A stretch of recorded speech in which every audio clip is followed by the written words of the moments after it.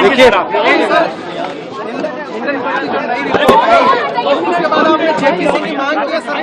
मैं इस पे थोड़ा मतलब गहराई में आपके साथ इसके बारे में चर्चा करनी पड़ेगी। ये फाइट से काम नहीं होगा, तो थोड़ी देर में मैं आपसे गहराई से बात करूंगा।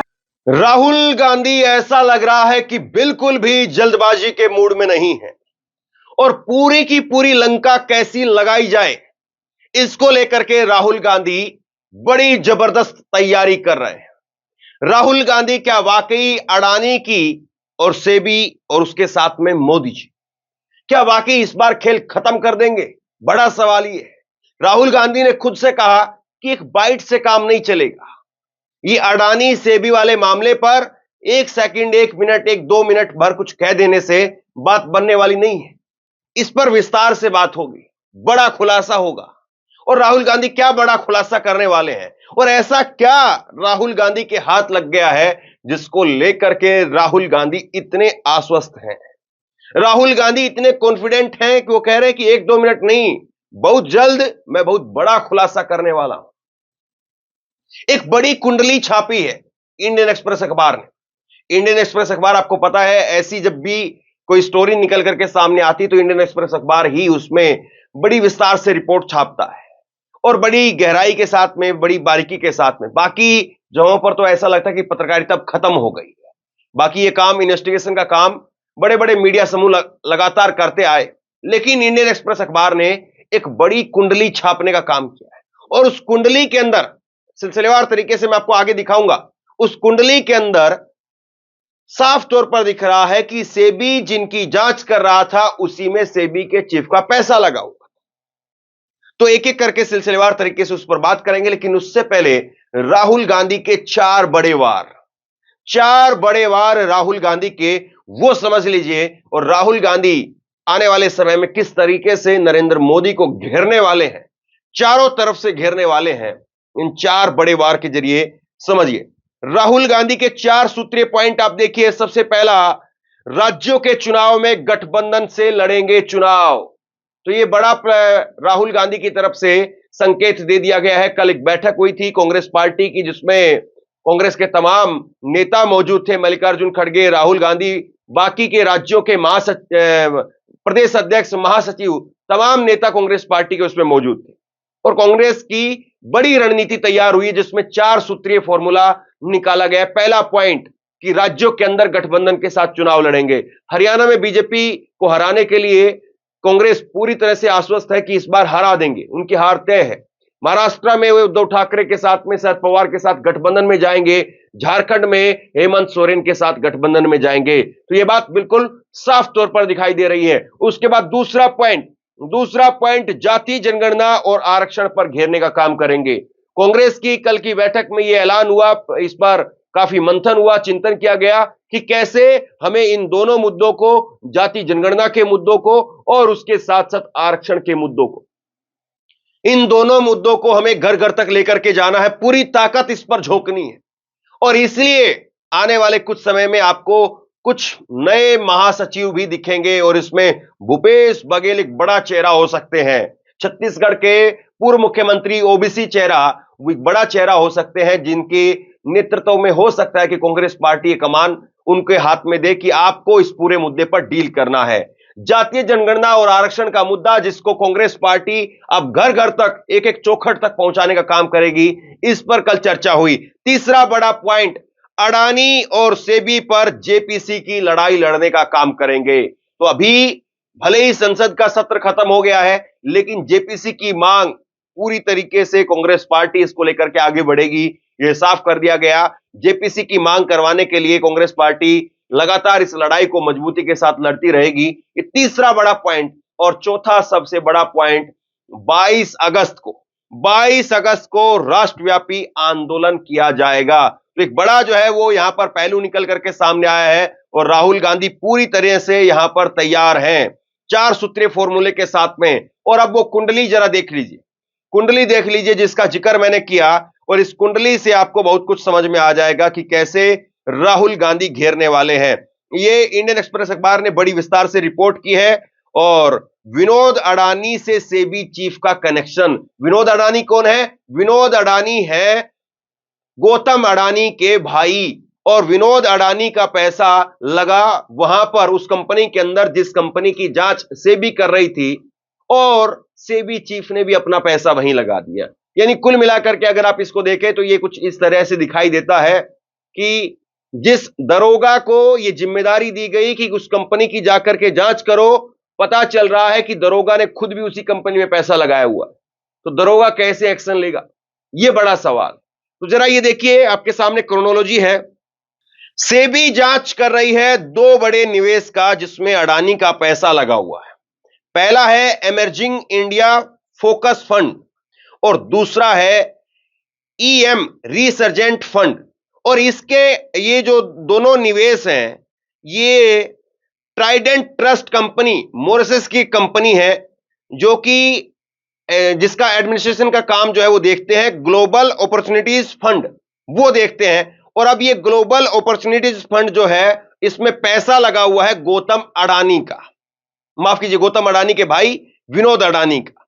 और यही ग्लोबल अपॉर्चुनिटीज फंड इसका जो है एक दूसरा और इसी तरह से कंपनी है, सब फंड है इसका, ग्लोबल डायनेमिक अपॉर्चुनिटीज फंड, और इसके अंदर पैसा लगा है माधवी बुच और धवल बुच का।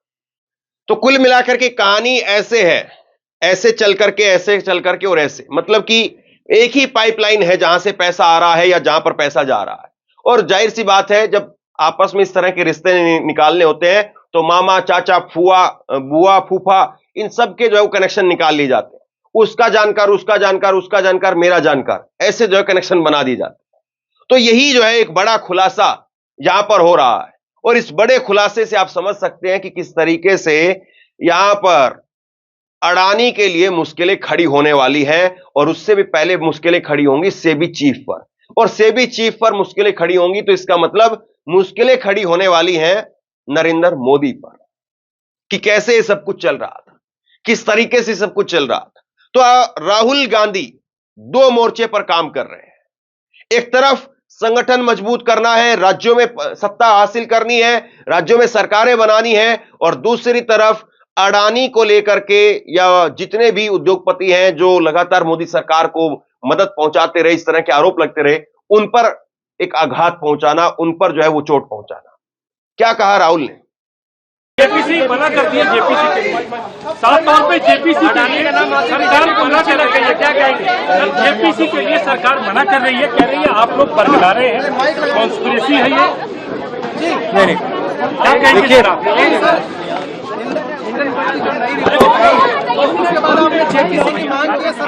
मैं इस पे थोड़ा मतलब गहराई में आपके साथ इसके बारे में चर्चा करनी पड़ेगी। ये फाइट से काम नहीं होगा, तो थोड़ी देर में मैं आपसे गहराई से बात करूंगा। सर लेकिन जेपीसी पे क्या कहेंगे? प्रेस कॉन्फ्रेंस कर लेंगे।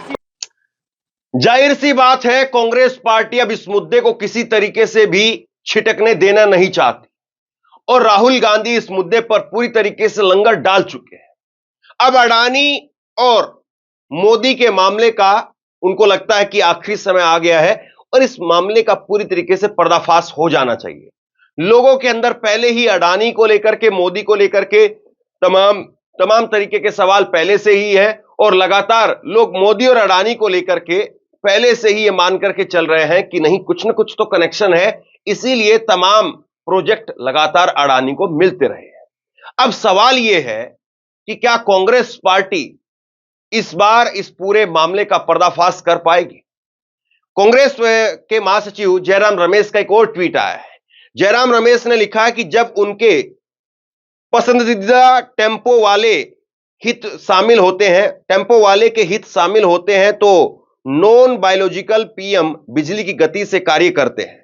अडानी झारखंड में बिजली पैदा करने और बांग्लादेश को आपूर्ति करने के लिए ऑस्ट्रेलिया से कोयला आयात करता है। यह एकमात्र कंपनी है जिसे बिजली खरीद समझौते के माध्यम से ऐसा करने की अनुमति दी गई है। यह बहुत विवादास्पद रहा है। अब कंपनी को बिजली भारत में ही बेचने की अनुमति मिल गई है।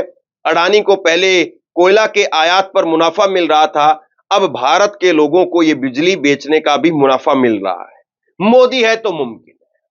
तो कुल मिलाकर के कांग्रेस पार्टी इसको लेकर के हमलावर है, और कांग्रेस इसमें यह देख रही है कि देखिए मोदी और अडानी के बीच में बहुत कुछ है, और कांग्रेस में राहुल गांधी के जो रणनीतिकार हैं वो लगातार रिसर्च कर रहे हैं मोदी और अडानी के कनेक्शन पर, कि मोदी और अडानी का पिछले 10 साल के अंदर क्या क्या कनेक्शन रहा है, कहां कहां पर कौन कौन सी जगह पर पैसा लगा है। जाहिर सी बात है उस तरफ भी लगातार खंगाले जा रहे पेपर कि कैसे मोदी और अडानी को अलग अलग करके दिखाया जाए, लेकिन संभव हो नहीं पा रहा। बीजेपी लगातार मैदान में कूद रही है और बीजेपी की तरफ से कहा जा रहा है, प्रेस कॉन्फ्रेंस करके बीजेपी के नेताओं ने प्रेस कॉन्फ्रेंस की, जिसमें सुधांशु त्रिवेदी की तरफ से प्रेस कॉन्फ्रेंस की गई, रविशंकर प्रसाद की तरफ से प्रेस कॉन्फ्रेंस की गई और किरण रिजिजू की तरफ से भी प्रेस कॉन्फ्रेंस की गई। और इन तीनों का लबोलबाब यह था कि कांग्रेस पार्टी देश को तोड़ने के लिए दूसरे लोगों के साथ में हाथ मिला रही है। लबोलबाब उनका यह था। अब सबसे बड़ा सवाल यह है कि कोई सत्ताधारी पार्टी विपक्ष के नेता पर अगर इस तरह के आरोप लगाए तो जनता क्या उसको स्वीकार करेगी? जब आप सत्ता के अंदर हैं और सत्ता में होते हुए आप दूसरे पर आरोप नहीं लगा सकते हैं, अगर आपको कोई इस प्रकार के सबूत मिल रहे हैं, इस प्रकार का कनेक्शन मिल रहा है, उठा करके जेल के अंदर ठोकिए, बंद कर दीजिए पूरी कांग्रेस पार्टी। कोई चू नहीं बोलेगा अगर आपके पास में सबूत है तो। और अगर आपके पास में सबूत नहीं है और सवाल उठाने वालों को अगर आप इस तरह से देशद्रोही घोषित कर देंगे तो जमाने अब चले गए हैं। याद होगा इसी तरह से बोफोर्स का मामला था, राजीव गांधी की सरकार उस वक्त में थी, 412 सीट कांग्रेस पार्टी की राजीव गांधी की उस वक्त में आई थी, लेकिन बोफोर्स का खुलासा भी एक विदेशी कंपनी ने किया था, जैसे आज हिंडनबर्ग खुलासा कर रही है अडानी को लेकर के।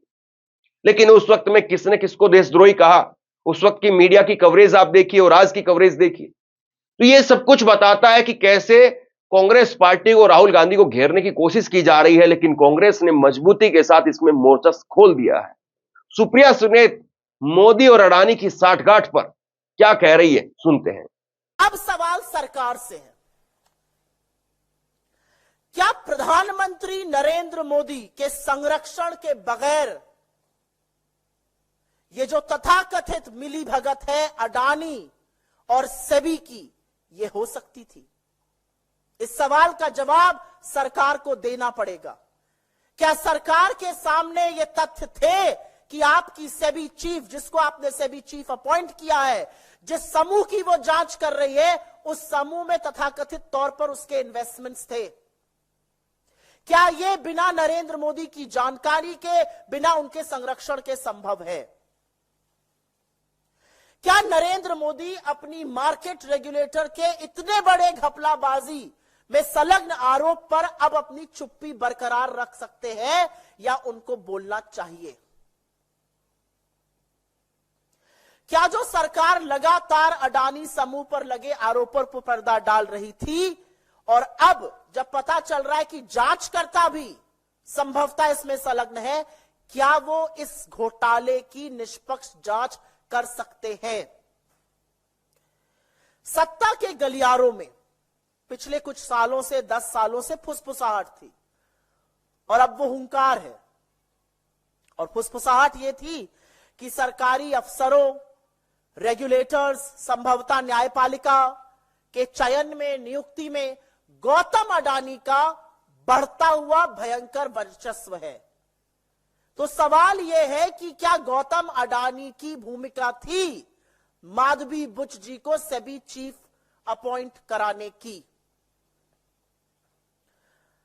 आखिर पिछले 10 सालों में अडानी जी इतने शक्तिशाली कैसे हो गए? सवाल यह है कि शेयर मार्केट के रेगुलेटर ने अपनी विश्वसनीयता खो दी है, तो अब छोटे छोटे इन्वेस्टर की सुरक्षा कौन करेगा? सवाल यह है कि इतने गंभीर आरोपों के बाद अगर कल और संभवतः ऐसा होगा, मार्केट गिरता है, तो लाखों करोड़ों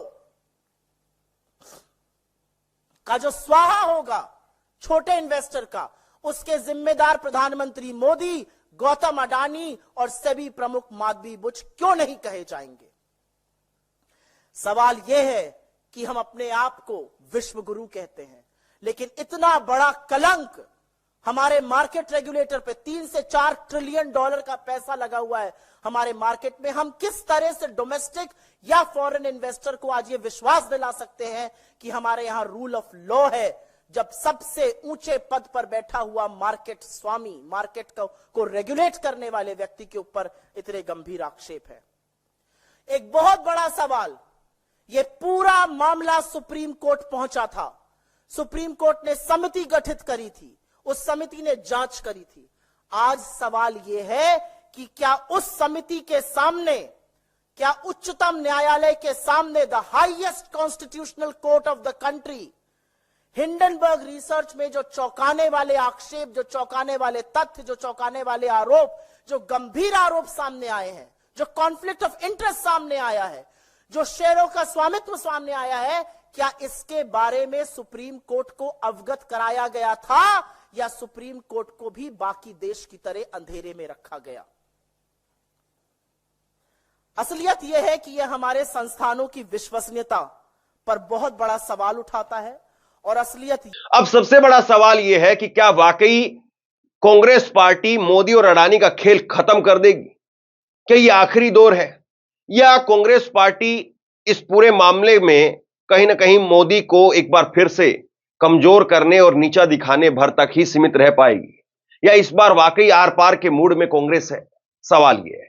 और क्या कांग्रेस में राहुल गांधी के दोनों दांव काम कर पाएंगे कि एक तरफ संगठन को मजबूत करो, सरकारें लेकर के आओ, और दूसरी तरफ मोदी को ताकत देने वाले लोगों को पीछे हटाओ? क्या राहुल के ये वार कामयाब हो पाएगा? आप क्या सोचते हैं, नीचे कमेंट बॉक्स में लिख करके जरूर बताइए। इस वीडियो को शेयर कीजिए, लोगों तक पहुंचाइए, और इसी तरह की तमाम खबरों के लिए ऑनलाइन न्यूज इंडिया को सब्सक्राइब कीजिए। आपका बहुत बहुत धन्यवाद।